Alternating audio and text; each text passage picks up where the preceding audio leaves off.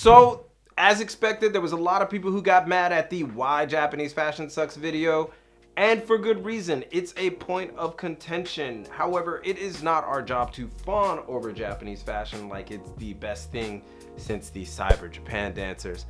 I love the Cyber Japan dancers. They're pretty great. No, that's basically not what we do. We review Japanese fashion as much as we can. And as much as we personally love it, we have to be objective as possible. It's just like anime or anime. Just because you like it doesn't make all of it good. And any true fan of anything can admit its downsides. Since the casual team lives in Japan, and in particular Tokyo, we have to be objective, because it would be awful if you actually came to Tokyo and you didn't know beforehand the pitfalls of Japanese fashion. But it is what we do on our day jobs. You know, when we're not making YouTube videos, we kind of have to work in the fashion industry, and that's why we're changing course with a rebuttal right now. So let's do it. This is your boy Reggie Casual from thecasual.co, and here are 5 things that make Japanese fashion pretty damn amazing. See, I'm gonna tell you why it's probably the best thing, and you're gonna wanna come here immediately after you watch this video, hopefully. Number 5, quality over quantity. Now, this aspect of Japanese industry has been around for a long time. In fact, quality over quantity is actually a saying from Nintendo, and it especially runs deep in Japanese fashion, which is a weird segue, but quite often, if you've held a piece from a Japanese brand of quality, you know it. Japanese quality is so well known that even small brands are giving credence because of the reputation Japan has for that quality. It all comes from this philosophy of monozukuri, a word that when translated directly simply means making things. But more commonly, this is referred to as craftsmanship. This philosophy of monozukuri is so important in Japanese society that it doesn't just end with clothing. Product design, interior design, technological design also play a role. Pretty much anything that requires a deft mind and a deft hand follow monozukuri, the detailing of things. And when most of the design world in Japan follows this philosophy, you get amazing results, which brings us to the next point on this list. Number 4, shopping experience in brick and mortar locations. Now, if you've been to Japan, you know that they do not slack when it comes to shopping locations. Enter neighborhood Japan and you're instantly taken to a different world. Babe, even if you're not into it, you need to go. It's the same thing.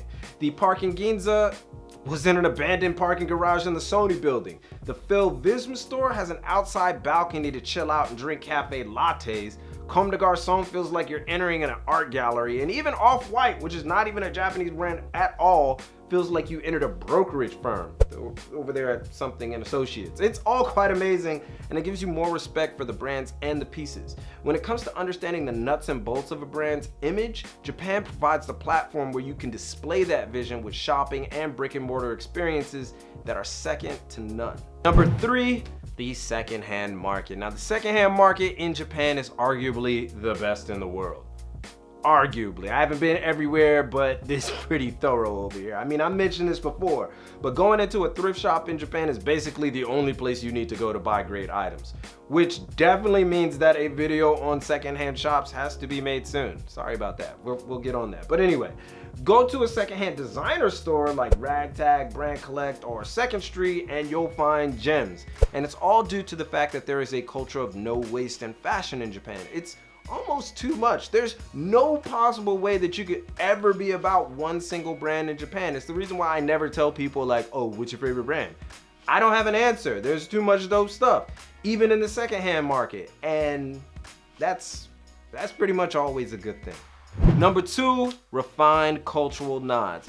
Okay, so level with me here. I got a lot of flack for number 1, which is kind of the same thing, tacky takes on culture in Japanese fashion, but the opposite is true as well. The Japanese are known for going deep into subcultures, whether that's hip-hop, cholo, skate, DJ, EDM, surf, Lolita, Caribbean, 80s, grunge, punk, biker, rock, you name it, Japanese just go deep into it. And it shouldn't be confused with appropriation. There is a general love for subcultures outside of the norm in Japan, and it permeates throughout the fashion industry, and it yields amazing results. Mix in that quality over quantity, that monozukuri aspect, and you get brands and collections that are must-haves in any enthusiast closet. Not to mention the slew of exclusive collabs Japanese street fashion brands get, which become highly sought after grails for pretty much everybody.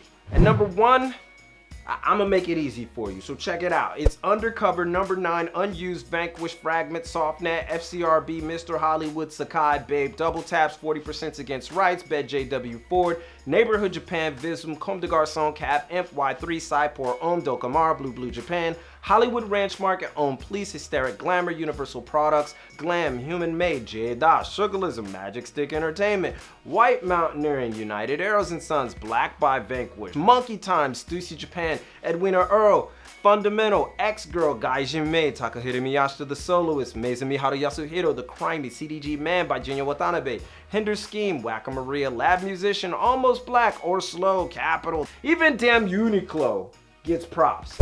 And I skipped a lot, but there it is. Japan is filled with choices on top of choices. Plus you get all of the Western brands practically. So when it comes to having everything at your fingertips, Japan is just better. Seriously, where else can you get all of this? Gotta come, seriously. If you haven't been, you need to take a trip like right now. Buy a ticket, find a good rate, get your boy up. So there it is. Far more great things about this place than bad. And because this is a positive video about Japanese fashion, I'm positive a very small percentage of people will accuse us of clickbaiting again. Sorry about that, guys. You gotta watch it. But I mean, that's just how humans work. Anyway, check this. The added benefit of style and fashion in Japan is that there's an air of freedom that simply cannot be ignored. The sense that you can wear anything, absolutely anything, and nobody bats an eye is truly liberating. You can embrace every piece you are attracted to and pull it off without the added anxiety of wondering how others perceive you. There is no contest among fashionable peers, just lifestyles and archetypes. And that's what makes Japan probably the best place in the world for street fashion. It's because of this that I live here. I moved back to Japan because I love street fashion so much here. And regardless of what people think about me having an objective point of view on the state of Japanese fashion, the truth is I'm still here, and I love every second of it. I just want to share it and tell you guys to come, because it's that real. You gotta come. So, tell us what you think about this list. Do you agree, disagree, or something that we left off? Do you plan on coming to Japan to check out some of these styles for yourself? Turn your thoughts into action in the comments, and be sure to follow up on Instagram and Twitter, but most importantly, keep it locked right here for all of your info on Japanese street fashion and culture. And if you haven't already, push that red button and keep it casual. It's your boy, Yoroshiku onegaishimasu, and I'm out. Some of y'all got mad at me, boy, but that was harsh. That was messed up, but I still love y'all though, man. Some of y'all kind of went on the deep end though. Watch yourself.